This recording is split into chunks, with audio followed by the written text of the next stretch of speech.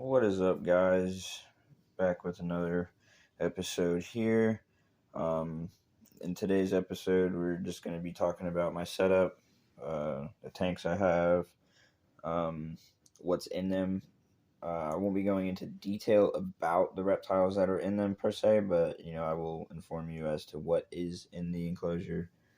Um, but yeah, without further ado, I know it's a small little reptile room and there's not much to it, but without further ado, let's get into it. So let's go to this front cage right here. Up top right here, we do have a 29-gallon leopard gecko enclosure. Um, I guess you can consider it bioactive just because it has live plants in it, but there are no like little bugs or anything in there working to break down anything. It's just a leopard gecko. Um, But we got plenty of hides for them. Got a water bowl, food bowl. Got a little humid hide up here, a little homemade humid hide, which I will be switching out for something that looks a little bit more realistic eventually. But that's what I'm working with now. Like I said, water bowl, food bowl. We got a little log cave here, a little cave there, and then the cave right there. So plenty of hiding spots, plenty of places for him to move around, be active. So that's that one. I wish I could show you the gecko, but they are nocturnal species, so they do come out at night. All right, moving on. Down to this bottom one, we have a 20-gallon long with also a leopard gecko in it. I do believe he is in his humid hide back there. And that humid hide is the same type of humid hide that I will be getting for the leopard gecko up here. So back down to this tank. In here we've just got obviously his water bowl. He doesn't have a food dish yet. I haven't put one in there. I literally just set this tank up. He got a little piece of driftwood, some scattered live plants, a normal cave, and a humid hide. So he has two different places to go and seek shelter if need be. Up here we have an empty 10-gallon enclosure, which has some scattered live plants there, a little log, half log here with a little cave situation going under it, a little plant here. Got some moss back there, some Spanish moss. And don't murder me in the comments about not knowing my plants or anything like that. I'm still kind of new to this situation, so bear with me. We're all learning together. But this enclosure here will be the permanent housing for my juvenile Pac-Man frog that I have. Once he gets to size and is suitable enough to go in there, and it won't be too big for him.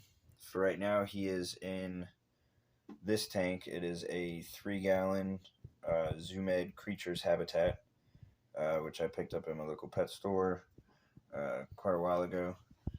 As you can see, if you can see, he's buried himself pretty well right there, dead center of the camera. You can see his eye right there. I'll try to zoom in, but I don't have the greatest camera, so... Oh, went a little too far. Alright, there he is. As you can see, he is completely buried in the substrate like they love to do. So that's those 4 tanks so far. We've got the current Pac-Man frog enclosure, permanent Pac-Man frog enclosure once he's full grown, leopard gecko,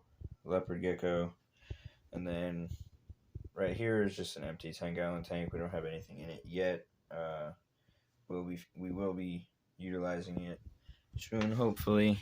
And last but not least, down here we have a 7.5-gallon nano cube bioactive setup. This one does have isopods in it, so it is a bioactive setup. It also has 3 Mediterranean geckos, which can't really see at all. I can't really see them. I see one kind of right there per se.